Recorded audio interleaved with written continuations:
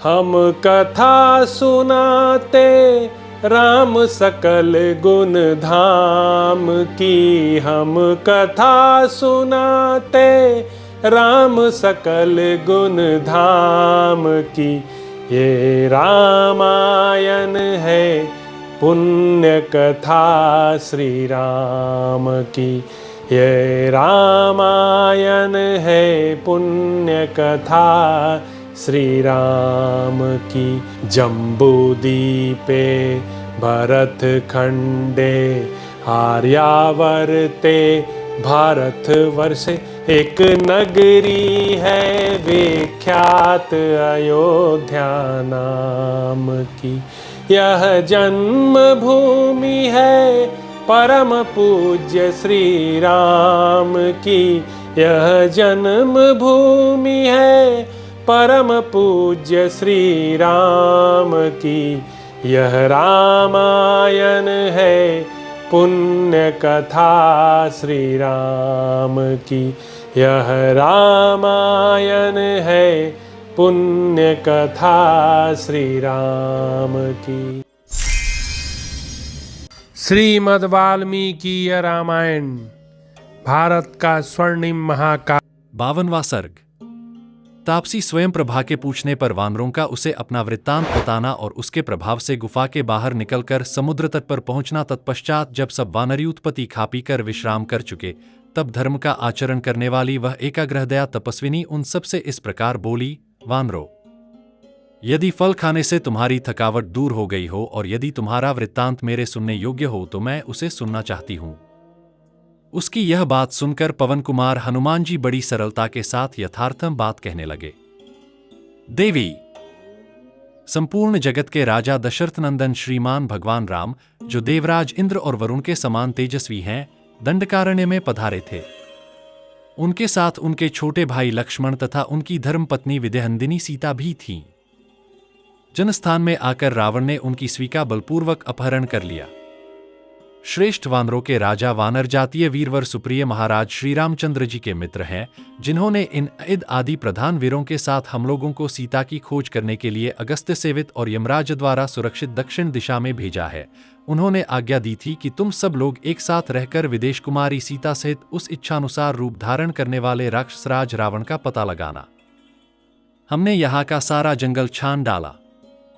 अब दक्षिण दिशा में समुद्र के भीतर उनका अन्वेषण करना है। अब तक सीता का कुछ पता नहीं लगा और हम लोग भूख प्यास से पीड़ित हो गए। अंत में हम सब के सब एक वृक्ष के नीचे थक कर बैठ गए। हमारे मुख को कांति फीकी पड़ गई। हम सभी चिंता में मग्न हो गए। चिंता के महासागर में डूबकर हम उसका पार नहीं पा रहे थे। इसी समय चारों ओर दृष्टि दौड़ाने पर हमको यह विशाल गुफा दिखाई पड़ी, जो लता और वृक्षों से ढकी हुई तथा अंधकार से आच्छन्न थी। थोड़ी ही देर में इस गुफा से हंस, कुरर और सारस आदि पक्षी निकले, जिनके पंख जल से भीगे थे और उनमें कीचड़ लगी हुई थी। तब मैंने वानरों से कहा, अच्छा होगा कि हम लोग इसके भीतर प्रवेश करें। इन सब वानरों को भी यह अनुमान हो गया कि गुफा के भीतर पानी है। हम सब लोग अपने कार्य की सिद्धि के लिए उतावले थे ही इस गुफा में कूद पड़े। अपने हाथों से एक दूसरे को दृढ़तापूर्वक पकड़कर हम गुफा में आगे बढ़ने लगे। इस तरह सहसा हम लोगों ने इस अंधेरी गुफा में प्रवेश किया। यही हमारा कार्य है और इसी कार्य से हम इधर आए हैं। भूख से व्याकुल एवं दुर्बल होने के कारण हम सबने तुम्हारी शरण ली। तुमने आतिथ्य धर्म के अनुसार हमें फल और मूल अर्पित किए और हमने भी भूख से पीड़ित होने के कारण उन्हें भरपेट खाया। देवी, हम भूख से मर रहे थे। तुमने हम सब लोगों के प्राण बचा लिए। अतः बताओ, ये यानर तुम्हारे उपकार का बदला चुकाने के लिए क्या सेवा करें? स्वयं प्रभा सर्वज्ञ थी। उन वानरों के ऐसा कहने पर उसने उन सभी यूथपतियों को इस प्रकार उत्तर दिया, मैं तुम सभी वेगशाली वानरों पर यूं ही बहुत संतुष्ट हूं। धर्मानुष्ठान में लगी रहने के कारण मुझे किसी से कोई प्रयोजन नहीं रह गया है। उस तपस्विनी ने जब इस प्रकार धर्मयुक्त उत्तम बात कही, तब हनुमान जी ने निर्दोष दृष्टि वाली उस देवी से यूं कहा, देवी, तुम धर्माचरण में लगी हुई हो, अतः हम सब लोग तुम्हारी शरण में आए हैं। महात्मा सुग्रीव ने हम लोगों के लौटने के लिए जो समय निश्चित किया था, वह इस गुफा के भीतर घूमने में ही बीत गया। अब तुम कृपा करके हमें इस बिल से बाहर निकाल दो। सुग्रीव के बताए हुए समय को हम लांघ चुके हैं, इसलिए अब हमारी आयु पूरी हो चुकी है। हम सबके सब सुग्रीव के भय से डरे हुए हैं। तुम हमारा उद्धार करो।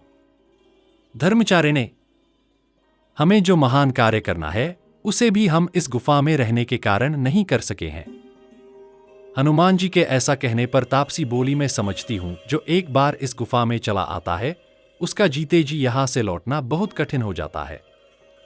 तथापि नियमों के पालन और तपस्या के उत्तम प्रभाव से मैं तुम सभी वानरों को इस गुफा से बाहर निकाल दूंगी। श्रेष्ठ वानरों, तुम सब लोग अपनी अपनी आंखें बंद कर लो।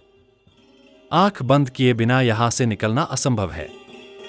यह सुनकर सबने सुकुमार अंगुली वाले हाथों से आंखें मूंद ली। गुफा से बाहर निकलने की इच्छा से प्रसन्न होकर उन सबने सहसा नेत्र बंद कर लिए। इस प्रकार उस समय हाथों से मुंह ढक लेने के कारण उन महात्मा वानरों को स्वयं प्रभा ने पलक मारते मारते बिल से बाहर निकाल दिया।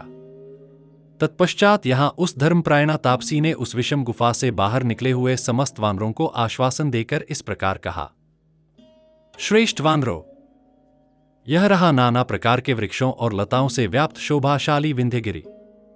इधर यह प्रस्वनगिरि है और सामने यह महासागर लहरा रहा है। तुम्हारा कल्याण हो। अब मैं अपने स्थान पर जाती हूं। ऐसा कहकर स्वयं प्रभा उस सुंदर गुफा में चली गई। 53वां सर्ग। लौटने की अवधि बीत जाने पर भी कार्य सिद्ध न होने के कारण सुग्रीव के कठोर दंड से डरने वाले अंगद आदि वानरों का उपवास करके प्राण त्याग देने का निश्चय। तदंतर उन श्रेष्ठ वानरों ने वरुण की निवास भूमि भयंकर महासागर को देखा, जिसका कहीं पार नहीं था और जो भयानक लहरों से व्याप्त होकर निरंतर गर्जना कर रहा था। कार्य सिद्ध करने में आप लोगों की समानता करने वाला कोई नहीं है। आप सभी अपने पुरुषार्थ के लिए सभी दिशाओं में विख्यात हैं।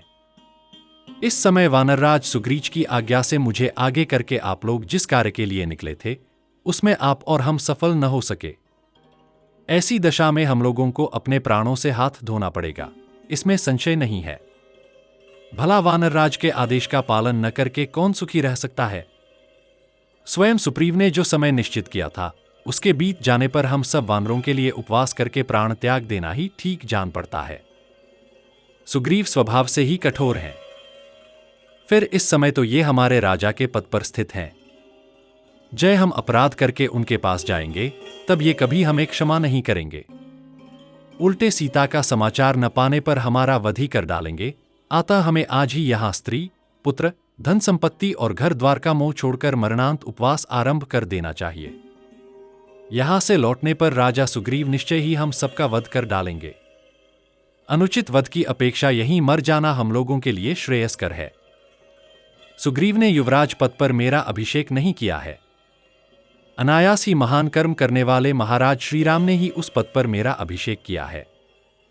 राजा सुग्रीव ने तो पहले से ही मेरे प्रति वैर बांध रखा है। इस समय आज्ञालंघन रूप मेरे अपराध को देखकर पूर्वोक्त निश्चय के अनुसार तीखे दंड द्वारा मुझे मरवा डालेंगे। जीवन काल में मेरा व्यसन, राजा के हाथ से मेरा मरण, देखने वाले सुहृदों से मुझे क्या काम है। यहीं समुद्र के पावन तट पर मैं मरणांत उपवास करूंगा। युवराज बाली कुमार अंगद की यह बात सुनकर वे सभी श्रेष्ठ वानर करुण स्वर में बोले, सचमुच सुग्रीव का स्वभाव बड़ा कठोर है। उधर श्री रामचंद्र जी अपनी प्रिय पत्नी सीता के प्रति अनुरक्त हैं। सीता को खोजकर लौटने के लिए जो अवधि निश्चित की गई थी वह समय मयासुर के अपनी माया द्वारा बनाए हुए पर्वत की दुर्गम गुफा में सीता की खोज करते हुए उन व्यतीत हो जाने पर भी यदि हम कार्य किए बिना ही यहाँ उपस्थित होंगे तो उस अवस्था में हमें वानरों का वह 1 मास बीत गया जिसे राजा सुग्रीव ने लौटने का समय निश्चित किया था। 2 विंध्यगिरि के पार्श्ववर्ती पर्वत पर जहाँ के वृक्ष फूलों से लदे थे बैठकर वे सभी महात्मा बानर चिंता करने लगे।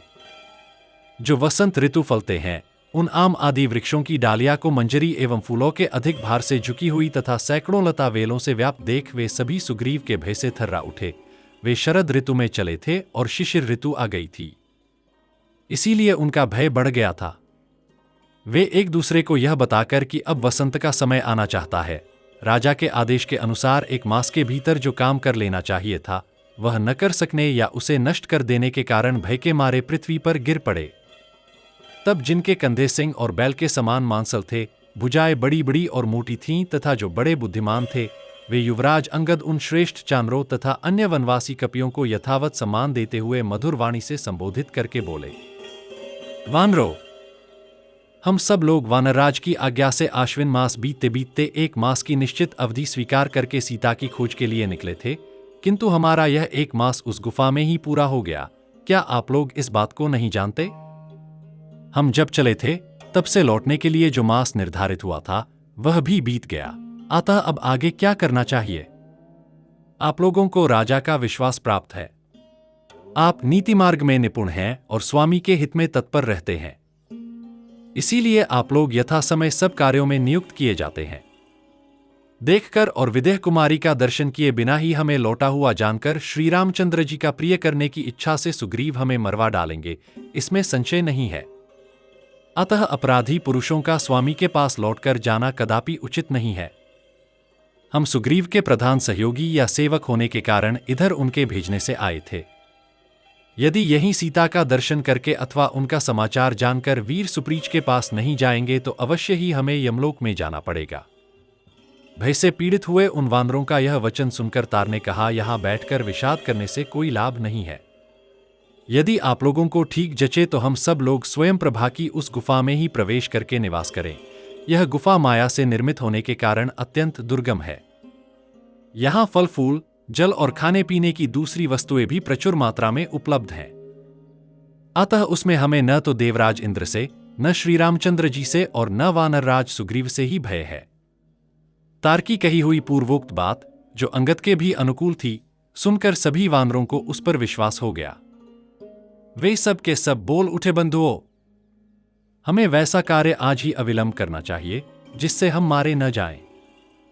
54वां सर्ग। हनुमान जी का भेदनीति के द्वारा वानरों को अपने पक्ष में करके अंगद को अपने साथ चलने के लिए समझाना। ताराप्ती चंद्रमा के समान तेजस्वी तार के ऐसा कहने पर हनुमान जी ने यह माना कि अब अंगद ने वह राज्य जो अब तक सुग्रीव के अधिकार में था हर लिया। इस तरह वानरों में फूट पड़ने से बहुत से बानर अंगद का साथ देंगे और बलवान अंगद सुप्रिय को राज्य से वंचित कर देंगे, ऐसी संभावना का हनुमान जी के मन में उदय हो गया। हनुमान जी यह अच्छी तरह जानते थे कि वाली कुमार अंगद 8 गुण वाली बुद्धि से, 4 प्रकार के बल से और 14 गुणों से संपन्न है। वे तेज, बल और पराक्रम से सदा परिपूर्ण हो रहे हैं। शुक्ल पक्ष के आरंभ में चंद्रमा के समान राजकुमार अंगद की श्री दिनोदिन बढ़, ये बुद्धि में बृहस्पति के समान और पराक्रम में अपने पिता वाली के तुल्य हैं। जैसे देवराज इंद्र बृहस्पति के मुख से नीति की बातें सुनते हैं, उसी प्रकार ये अंगद तार की बातें सुनते हैं। अपने स्वामी सुग्रीव का कार्य सिद्ध करने में ये परिश्रम, थकावट या शिथिलता का अनुभव करते हैं। ऐसा विचार कर संपूर्ण शास्त्रों के ज्ञान में निपुण हनुमान जी ने अंगद को तार आदि वानरों की ओर से फोड़ने का प्रयत्न आरंभ किया। वे साम, दाम, भेद और दंड इन 4 उपायों में से तीसरे का वर्णन करते हुए अपने युक्तियुक्त वाक्यच बचकेरु द्वारा उन सभी वानरों को फोड़ने लगे। जब ये सब वानर फूट गए तब उन्होंने दंडरूप चौथे उपाय से युक्त नाना प्रकार के भयदायक वचनों द्वारा अंगद को डराना आरंभ किया। तारानंदन, तुम युद्ध में अपने पिता के समान ही अत्यंत शक्तिशाली हो, यह निश्चित रूप से सबको विदित है। जैसे तुम्हारे पिता वानरों का राज्य संभालते थे, उसी प्रकार तुम भी उसे दृढ़तापूर्वक धारण करने में समर्थ हो। किंतु वानर शिरोमणे, ये कपिलोग सदा ही चंचलचित्त होते हैं। अपने स्त्री पुत्रों से अलग रहकर तुम्हारी आज्ञा का पालन करना इनके लिए सहा नहीं होगा। मैं तुम्हारे सामने कहता हूं, ये कोई भी वानर सुग्रीव से विरोध करके तुम्हारे प्रति अनुरक्त नहीं हो सकते। जैसे ये जांबवान, नील और महाकपी सुहोत्र हैं, उसी प्रकार में भी हूं मैं, तथा ये सब लोग साम, दाम आदि उपायों द्वारा सुग्रीव से अलग नहीं किए जा सकते। तुम दंड के द्वारा भी हम सबको वानरराज से दूर कर सको, यह भी संभव नहीं है। अतः सुग्रीव तुम्हारी अपेक्षा प्रबल है। दुर्बल के साथ विरोध करके बलवान पुरुष चुपचाप बैठा रहे, यह तो संभव है, परंतु किसी बलवान से बांधकर कोई दुर्बल पुरुष कहीं भी सुख से नहीं रह सकता। अतः अपनी रक्षा चाहने वाले दुर्बल पुरुष को बलवान के साथ विग्रह नहीं करना चाहिए, यह नीतिज्ञ पुरुष का कथन है। तुम जो ऐसा मानने लगे हो कि यह गुफा हमें माता के समान अपनी गोद में छिपा लेगी, इसलिए हमारी रक्षा हो जाएगी, तथा इस बिल की अभेद्यता के विषय में जो तुमने तार के मुंह से कुछ सुना है, यह सब व्यर्थ है, क्योंकि इस गुफा को विदीर्ण कर देना लक्ष्मण के बाणों के लिए याएं हाथ का खेल है। अत्यंत तुच्छ कार्य है। पूर्व काल में यहाँ दच का प्रहार करके इंद्र ने तो इस गुफा को बहुत थोड़ी हानि पहुंचाई थी, परंतु लक्ष्मण अपने पैने बाणों द्वारा इसे पत्ते के दोने की भांति विदीर्ण कर डालेंगे। लक्ष्मण के पास ऐसे बहुत से नाराज हैं जिनका हल्का सा स्पर्श भी वज्र और अश्नि के समान चोट पहुंचाने वाला है। ये नाराज पर्वतों को भी विदीर्ण कर सकते हैं। शत्रुओं को संताप देने वाले वीर, ज्यों ही तुम इस गुफा में रहना आरंभ करोगे त्यों ही ये सब वानर तुम्हें त्याग देंगे, क्योंकि इन्होंने ऐसा करने का निश्चय कर लिया है। ये अपने बाल बच्चों को याद करके सदा उद्विग्न रहेंगे। जब यहां इन्हें भूख का कष्ट सहना पड़ेगा और दुखद शैया पर सोने या दुर्वस्था में रहने के कारण इनके मन में खेद होगा, तब ये तुम्हें पीछे छोड़कर चल देंगे। ऐसी दशा में तुम हितैषी बंधुओं और सुहृदों के सहयोग से वंचित हो उड़ते हुए तिनके से भी तुच्छ हो जाओगे और सदा अधिक डरते रहोगे, अथवा हिलते हुए तिनके से अत्यंत भयभीत होते रहोगे। लक्ष्मण के बाण घोर, महान, वेगशाली और दुर्जय हैं। श्रीराम के कार्य से विमुख होने पर तुम्हें कदापि मारे बिना नहीं रहेंगे। हमारे साथ चलकर जब तुम विनीत पुरुष की भांति उनकी सेवा में उपस्थित होंगे, तब सुग्रीव क्रमश अपने बाद तुम्ही को राज्य पर बिठाएंगे। तुम्हारे चाचा सुग्रीव धर्म के मार्ग पर चलने वाले राजा हैं। वे सदा तुम्हारी प्रसन्नता चाहने वाले, दृढ़व्रत, पचित्र और सत्य प्रतिज्ञ हैं, अतः कदापि तुम्हारा नाश नहीं कर सकते। अंगद, उनके मन में सदा तुम्हारी माता का प्रिय करने की इच्छा रहती है। उनकी प्रसन्नता के लिए ही वे जीवन धारण करते हैं। सुग्रीव के तुम्हारे सिवा कोई दूसरा पुत्र भी नहीं है, इसलिए तुम्हें उनके पास चलना चाहिए। इस प्रकार श्री वाल्मीकि निर्मित आर्ष रामायण आदि काव्य के किष्किंधा कांड में 54वां सर्ग पूरा हुआ। हम कथा सुनाते राम सकल गुण धाम की, हम कथा सुनाते राम सकल गुण धाम की। ये रामायण है पुण्य कथा श्री राम की, ये रामायण है पुण्य कथा श्री राम की। जम्बूदीपे भरत खंडे आर्यावर्ते भारत वर्षे एक नगरी है विख्यात अयोध्या नाम की। यह जन्म भूमि है परम पूज्य श्री राम की, यह जन्म भूमि है परम पूज्य श्री राम की।